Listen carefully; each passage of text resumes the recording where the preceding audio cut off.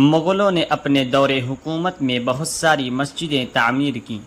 جامع مسجد دہلی نہ صرف ہندوستان میں مشہور مسجد ہے بلکہ منفرد طرز تعمیر کی وجہ سے اس مسجد کا شمار بین الاقوامی شہرت یافتہ مساجد میں کیا جاتا ہے۔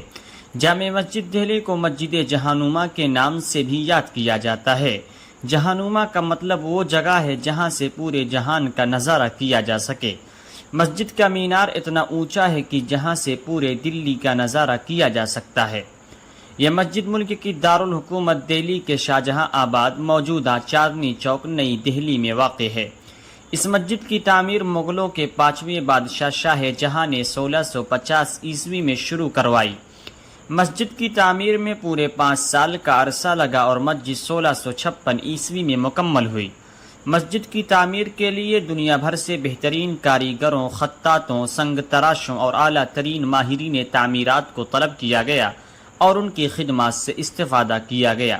مسجد کی تعمیر میں دنیا بھر کے ان اعلیٰ ترین کاریگروں کے علاوہ ہندوستان کے 6000 مزدور 6 سالوں تک مسلسل کام کرتے رہے۔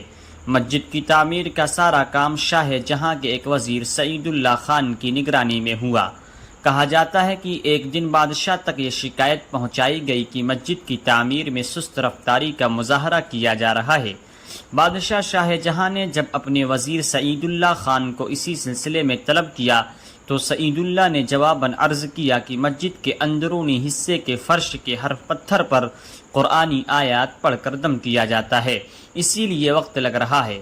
بادشاہ کو یہ سن کر کافی خوشی ہوئی اور کام اسی طریقے سے جاری رکھنے کا حکم دیا۔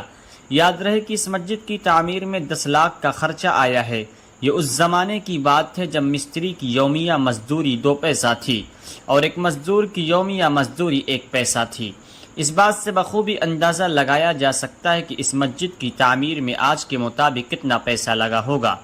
جامع مسجد دہلی کو برطانوی دور حکومت میں اسلامی طاقت کی علامت مانا جاتا تھا۔ مسجد کی تعمیر کی خاص بات یہ ہے کہ اس تعمیر میں سادگی کو ملحوظ نظر رکھا گیا ہے۔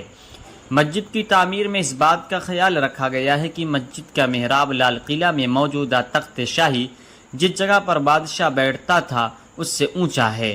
یاد رہے کہ لال قلعہ جامع مسجد سے فقط 500 میٹر کی دوری پر واقع ہے۔ پوری مسجد لال پتھر اور سنگ مرمر سے بنی ہوئی ہے۔ مسجد میں بیک وقت 25,000 لوگ نماز ادا کر سکتے ہیں۔